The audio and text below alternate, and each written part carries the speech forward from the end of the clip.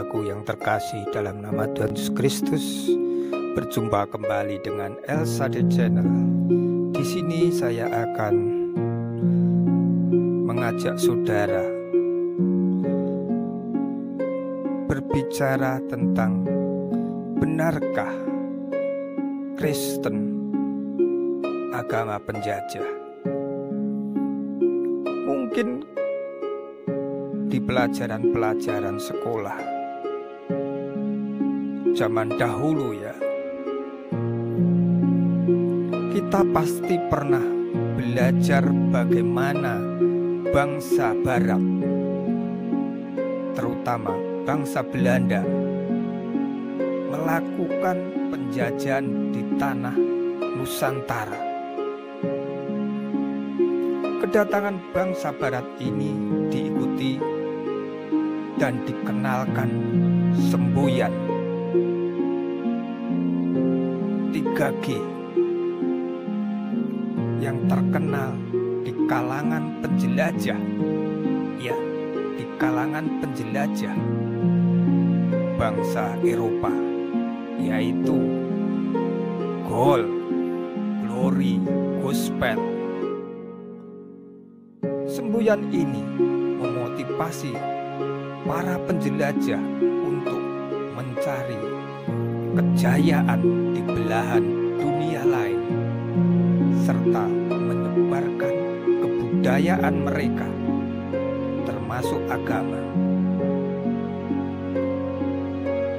Lalu, apakah artinya Kristen disebarkan melalui cara yang seperti ini?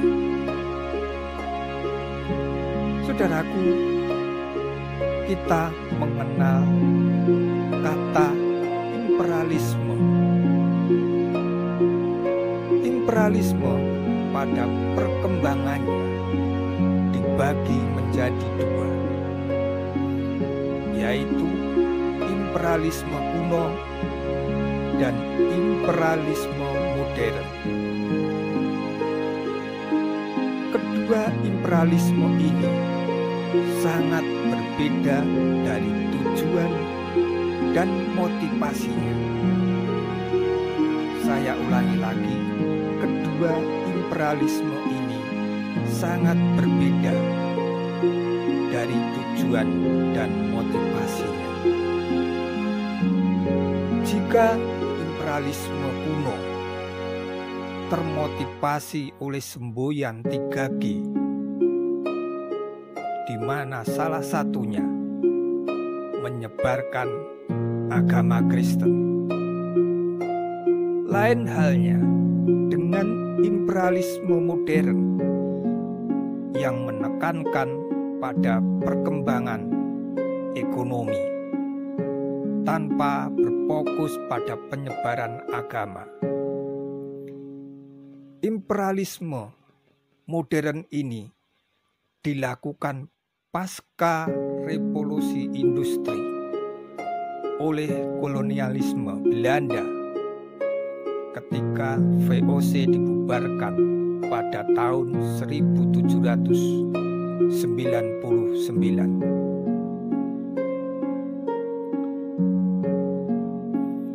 Saudaraku, lalu mengapa Belanda tidak begitu gentar menerapkan penyebaran agama di Indonesia? Pada awalnya, pihak Belanda yang datang ke Nusantara bukan dari pemerintah, melainkan 100% dari korporasi. Peran negara hanya memberi izin. Menurut sejarawan Michael Lavan, dalam sejarah Islam di Nusantara,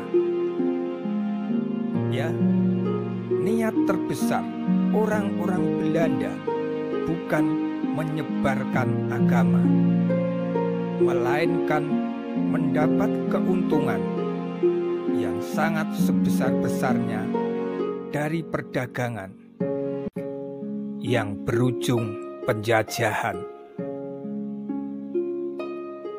Kegiatan penginjilan yang dilakukan di era VOC dan Belanda tidak begitu aktif dibandingkan di era sebelumnya. Saudara, ketika Portugis menguasai wilayah timur Nusantara dan berhasil membuat masyarakat di sana memeluk Katolik, akan tetapi Belanda masih mengizinkan misi-misi Kristen untuk berkembang dengan syarat masih harus beraliran Calvinis. Saudara, kalau kita membaca di dalam bukunya Marley Calvin Marley Calvin dalam sejarah Indonesia modern menyebut VOC memaksa pemeluk Katolik di daerah yang direbutnya dari Portugis untuk memeluk Calvinis. Sekarang kita akan menyoroti tentang sending, para sending di Indonesia.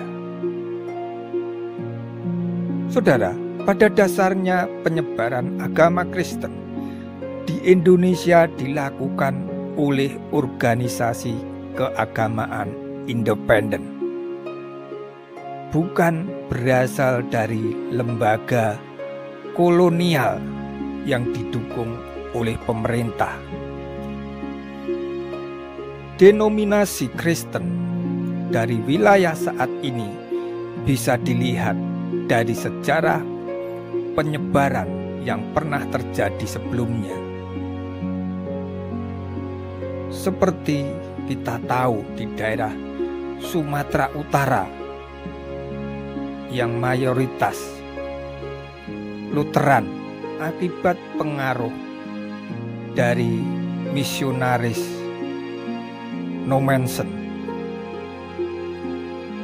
Lalu di wilayah timur Indonesia, Gereja Katolik menguasai peta kekristenan di Indonesia.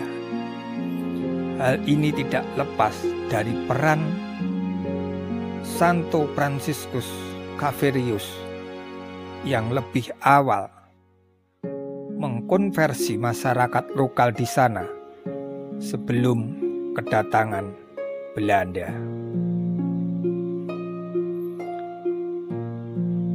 Jadi saudaraku, agama Kristen bukan agama penjajah.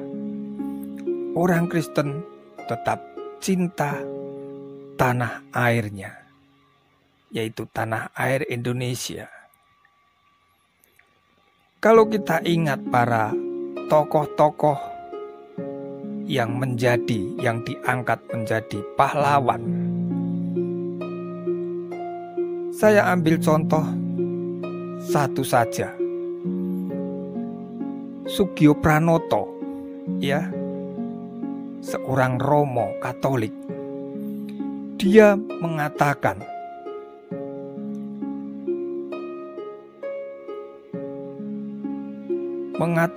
jiwa nasionalnya dengan mengutip di dalam kitab Yeremia pasal 29 ayat yang ke-7, di mana dikatakan, usahakanlah kesejahteraan kota kemana kamu aku buang, dan berdoalah untuk kota itu kepada Tuhan, sebab kesejahteraannya adalah kesejahteraanmu.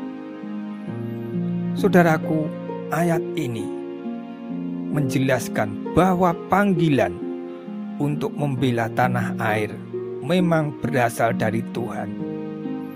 Orang Kristen harus menjadi berkat bagi orang lain, terutama dalam mewujudkan kesejahteraan masyarakat dalam ruang lingkup kenegaraan. Jadi kesimpulannya saudaraku, kekristenan di Indonesia memang tidak luput dari peran bangsa Eropa yang mengawali era penjajahan. Akan tetapi, kegiatan misionaris bukan menjadi bukan menjadi agenda terstruktur dari kolonialisme di Indonesia, terutama Belanda. Penyebaran kekristenan lebih banyak dipengaruhi oleh organisasi keagamaan independen yang diberi izin oleh pihak Belanda untuk menjalankan misinya. Saudara, lalu kekristenan juga berperan penting dalam proses kemerdekaan Indonesia. Hal ini dibuktikan dengan adanya tokoh-tokoh Kristen seperti Romo Sugio, Slamet Riyadi, Adi Sucipto, dan masih banyak lagi. Jadi, anggapan bahwa Kristen adalah agama penjajah bisa dikatakan salah. Kiranya penjelasan kali ini menjadi pencerahan saudara semua. Amin.